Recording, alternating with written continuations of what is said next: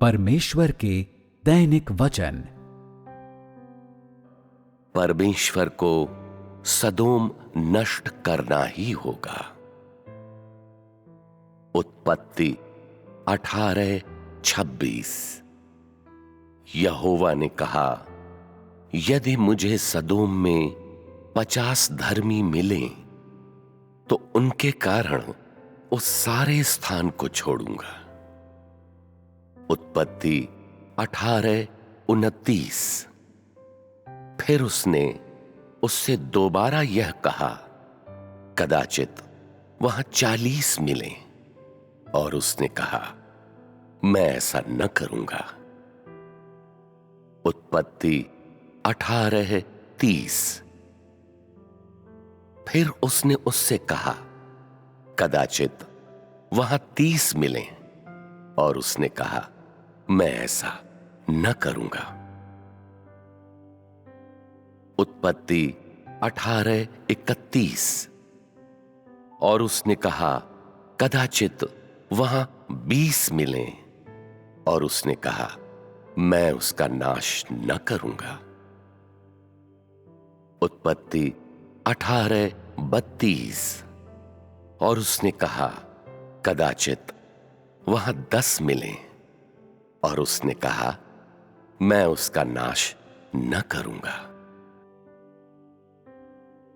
परमेश्वर उन लोगों के प्रति अत्यंत दयालु है जिनकी वह परवाह करता है, और उन लोगों के प्रति अत्यधिक क्रोधित है जिनसे वो घृणा करता एवं अस्वीकार करता है। बाइबल के लेखों में क्या सदोम में परमेश्वर के 10 सेवक थे? नहीं, वहां नहीं थे। क्या वह नगर परमेश्वर के द्वारा बचाए जाने के योग्य था? उस नगर में केवल एक व्यक्ति लूत ने परमेश्वर के संदेशवाहकों को ग्रहण किया था। इसका आशय यह है कि उस नगर में केवल एक ही परमेश्वर का दास था, और इस प्रकार परमेश्वर के पास लूत को बचाने और सदोम के नगर को नष्ट करने के सिवाय और कोई विकल्प नहीं था। हो सकता है कि अब्राहम और परमेश्वर के बीच का संवाद साधारण दिखाई दे, परंतु वे कुछ ऐसी बात को प्रदर्शित करते हैं जो बहुत ही गंभीर है। परमेश्वर के कार्यों के कुछ सिद्धांत होते हैं, और किसी निर्णय को लेने से पहले वह अवलोकन एवं चिंतन करते हुए लंबा समय बिताएगा। इससे पहले कि सही समय आए, वह निश्चित तौर पर कोई निर्णय नहीं लेगा या एकदम से किसी निष्कर्ष पर नहीं पहुंचेगा। परमेश्वर एवं अब्राहम के बीच का संवाद हमें यह दिखाता है कि सदोम को नाश करने का परमेश्वर का निर्णय जरा सा भी गलत नहीं था, क्योंकि परमेश्वर पहले से ही जानता था कि उस नगर में 40 धर्मी नहीं थे, नहीं 30 धर्मी थे, या नहीं 20 धर्मी थे। वहां पर तो 10 धर्मी भी नहीं थे। उस नगर में एकमात्र धर्मी व्यक्ति लूत था। वह सब जो सदोम में हुआ था और उसकी परिस्थितियों का परमेश्वर के द्वारा अवलोकन किया गया था, और वे परमेश्वर के लिए उसके हाथ के समान ही चिरपरिचित थे। इस प्रकार उसका निर्णय गलत नहीं हो सकता था। इसके विपरीत परमेश्वर की सर्व सामर्थ्यता की तुलना में मनुष्य कितना सुन्न, कितना मूर्ख एवं अज्ञानी और कितना निकटदर्शी है, ये वही बात है जिसे हम परमेश्वर एवं अब्राहम के बीच संवादों में देखते हैं। परमेश्वर आरंभ से लेकर आज के दिन तक अपने स्वभाव को प्रकट करता रहा है, उसी प्रकार यहां पर भी परमेश्वर का स्वभाव है जिसे हमें देखना चाहिए। संख्याएं सरल हैं और किसी भी चीज को प्रदर्शित नहीं करती हैं, परंतु यहां पर परमेश्वर के स्वभाव का अति महत्वपूर्ण प्रकटीकरण है। परमेश्वर 50 धर्मियों के कारण नगर को नाश नहीं करेगा। क्या यह परमेश्वर की दया के कारण है? क्या यह उसके प्रेम एवं सहिष्णुता के कारण है? क्या तुम लोगों ने परमेश्वर के स्वभाव के इस पहलू को देखा है? भले ही वहां केवल 10 धर्मी ही होते, फिर भी परमेश्वर इन 10 धर्मियों के कारण उस नगर को नष्ट नहीं करता। यह परमेश्वर की सहनशीलता एवं प्रेम है या नहीं? उन धर्मी लोगों के प्रति परमेश्वर की दया, सहिष्णुता और चिंता के कारण उसने उस नगर को नष्ट नहीं किया होता। यह परमेश्वर की सहनशीलता है। और अंत में हम क्या परिणाम देखते हैं? जब अब्राहम ने कहा कदाचित वहां 10 मिलें, परमेश्वर ने कहा मैं उसका नाश न करूंगा। इसके बाद अब्राहम ने और कुछ नहीं कहा, क्योंकि सदोम के भीतर ऐसे 10 धर्मी नहीं थे जिनकी ओर उसने संकेत किया था, और उसके पास कहने के लिए कुछ भी नहीं था। और उस समय उसने जाना कि परमेश्वर ने क्यों सदोम को नष्ट करने के लिए दृढ़ निश्चय किया था। इसमें तुम लोग परमेश्वर के किस स्वभाव को देखते हो? परमेश्वर ने किस प्रकार का दृढ़ निश्चय किया था? अर्थात यदि उस नगर में 10 धर्मी नहीं होते तो परमेश्वर उसके अस्तित्व की अनुमति नहीं देता और वह अनिवार्य रूप से उसे नष्ट कर देता। क्या यह परमेश्वर का क्रोध नहीं है? क्या यह क्रोध परमेश्वर के स्वभाव को दर्शाता है? क्या यह स्वभाव परमेश्वर की पवित्र हस्ती, मूल तत्व का प्रकाशन है? क्या यह परमेश्वर के धर्मी सार का प्रकाशन है, जिसका अपमान मनुष्य को नहीं करना चाहिए? इस बात की पुष्टि के बाद कि सदोम में 10 धर्मी भी नहीं थे, परमेश्वर निश्चित था कि नगर का नाश कर दे। और परमेश्वर उस नगर के भीतर के लोगों को कठोरता से दंड देगा, क्योंकि उन्होंने परमेश्वर का विरोध किया था और वे बहुत ही गंदे एवं भ्रष्ट थे। हमने क्यों इन अंशों का इस रीति से विश्लेषण किया है? क्योंकि ये कुछ साधारण वाक्य अत्यंत दया एवं अत्याधिक क्रोध के विषय में परमेश्वर के स्वभाव की संपूर्ण अभिव्यक्ति प्रदान करते। ठीक उसी समय धर्मियों को सहेज कर रखते हुए, उन पर दया करते हुए, उनको सहते हुए और उनकी देखभाल करते हुए परमेश्वर के हृदय में सदोम के सभी लोगों के लिए अत्यंत घृणा थी, जो भ्रष्ट हो चुके थे। क्या यह अत्यंत दया एवं अत्याधिक क्रोध था या नहीं?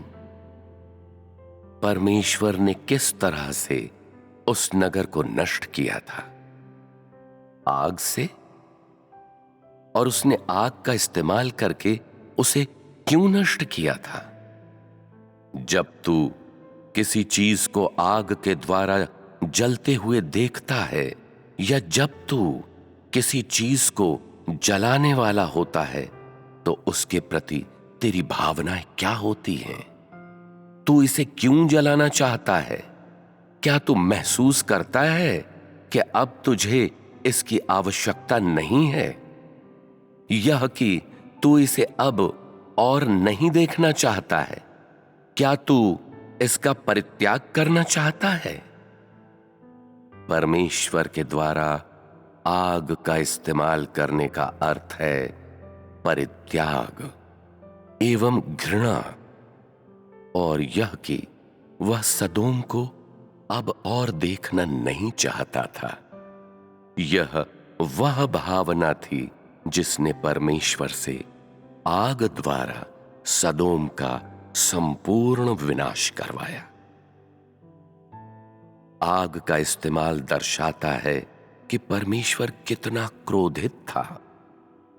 परमेश्वर की दया एवं सहनशीलता वास्तव में मौजूद है, किंतु जब वह अपने क्रोध को तीव्रता से प्रवाहित करता है तो परमेश्वर की पवित्रता एवं धार्मिकता मनुष्य को परमेश्वर का वह पहलू भी दिखाती है जो किसी गुनाह की अनुमति नहीं देता है।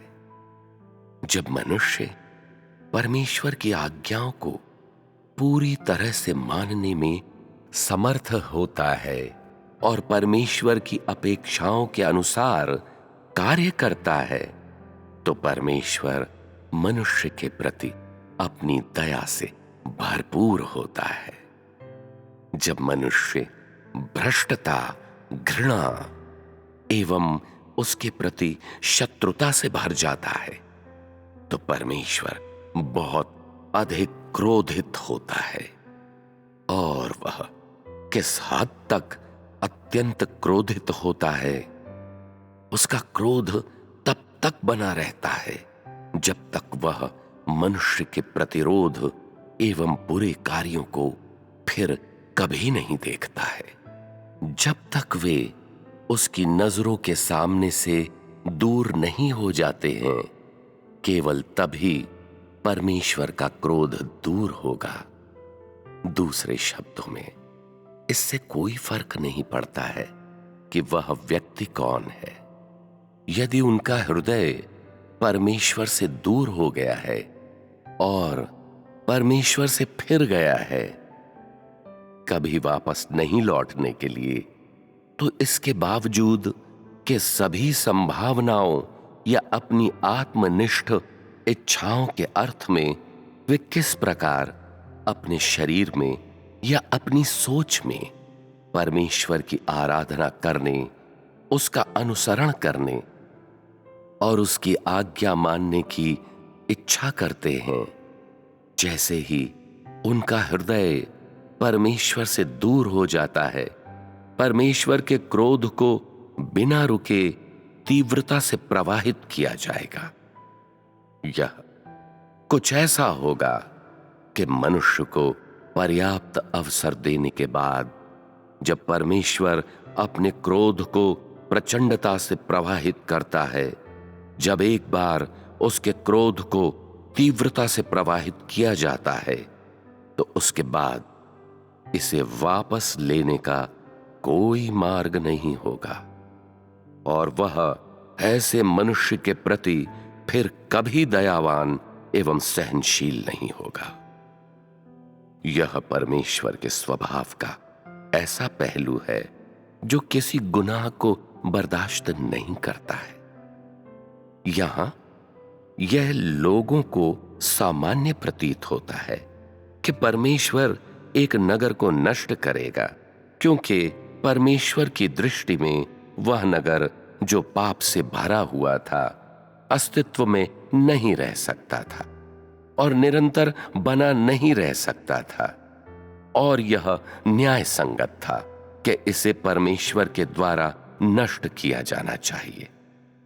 फिर भी उन बातों में जो परमेश्वर के द्वारा सदोम के विनाश के पहले और उसके बाद घटित हुए थे। हम परमेश्वर के स्वभाव की संपूर्णता को देखते हैं। वह उन चीजों के प्रति सहनशील एवं दयालु है जो उदार और खूबसूरत और भली हैं। ऐसी चीजें जो बुरी और पापमय और दुष्ट हैं, वह उनके प्रति अत्यधिक क्रोधित होता है, कुछ इस तरह कि वह लगातार क्रोध करता है। ये परमेश्वर के स्वभाव के दो सिद्धांत एवं अति महत्वपूर्ण पहलू हैं, और इसके अतिरिक्त उन्हें प्रारंभ से लेकर अंत तक परमेश्वर के द्वारा प्रकट किया गया है। भरपूर दया एवं अत्यंत क्रोध तुम लोगों में से अधिकतर लोगों ने परमेश्वर की दया का अनुभव किया है, किंतु तुम में से बहुत कम लोगों ने परमेश्वर के क्रोध की सराहना की होगी। परमेश्वर की दया एवं करुणा को प्रत्येक व्यक्ति में देखा जा सकता है, अर्थात परमेश्वर प्रत्येक व्यक्ति के प्रति बहुत अधिक दयालु रहा है। फिर भी कभी कभार, या ऐसा कहा जा सकता है कभी नहीं, परमेश्वर ने किसी भी व्यक्ति के प्रति या आज तुम लोगों के बीच किसी भी समूह के प्रति अत्यधिक क्रोध किया है।